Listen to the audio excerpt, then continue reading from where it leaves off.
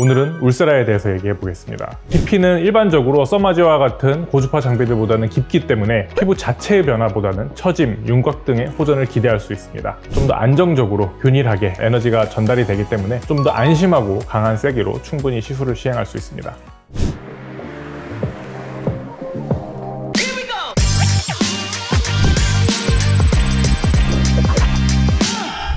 퇴근 후 펼치는 피부과 의사들의 유튜브 라이브.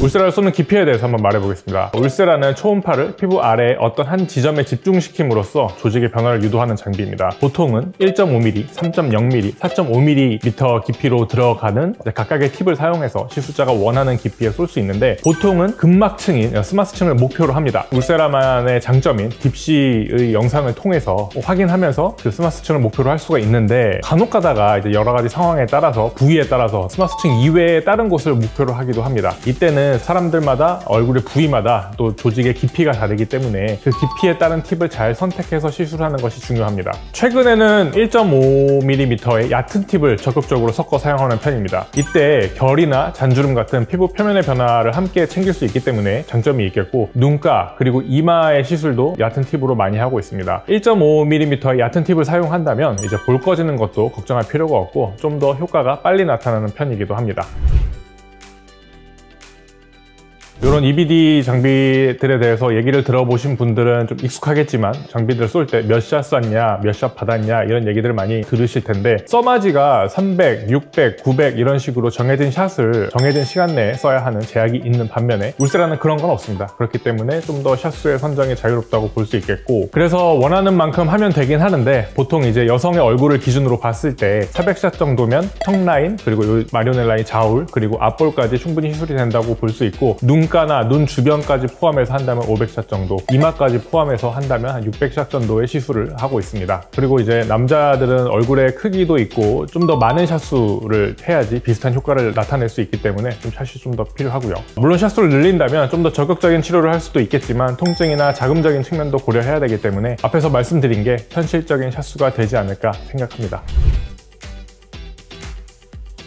울세라의 시술 주기는 써마지와 마찬가지로 한 2-3개월부터 효과가 많이 나타나기 시작해서 6개월까지 효과가 좀 나타나고, 그때부터 이제 조금씩 효과가 줄어들어서 1년까지 효과가 있다고 봅니다. 그렇기 때문에 울세라의 효과를 경험했고 지속적인 리프팅의 효과를 원한다면 1년에 한 번 정도 하는 것을 추천드리고, 좀 더 적극적으로 시술을 원한다면 6개월에 한 번도 가능할 것입니다. 실제 시술에 대해서 말씀드리겠습니다. 피부과에서 시행하는 다른 피부 시술보다는 통증이 좀 있는 편이고, 400샷 정도를 기준으로 봤을 때 30분에서 한 40분 정도 걸린다고 봅니다. 물론 이제 약하게 쏘면 통증은 덜 하겠지만, 원하는 효과를 내기 위해서는 충분히 강한 세기로 시술을 하고 있고, 보통은 바르는 마취 연고를 도포하고 충분히 마취가 된 다음에 이제 시행하긴 하지만, 통증에 좀 민감하거나 그렇다면 이제 수면 시술 등을 통해서도 진행할 수 있습니다. 정확히 이제 피부에 밀착시킨 상태에서 딥시의 화면으로 이제 잘 전달되는 것을 확인하면서 정확한 깊이에 시술하는 것이 중요하기 때문에 시술자의 손을 많이 타는 시술이라고 생각합니다.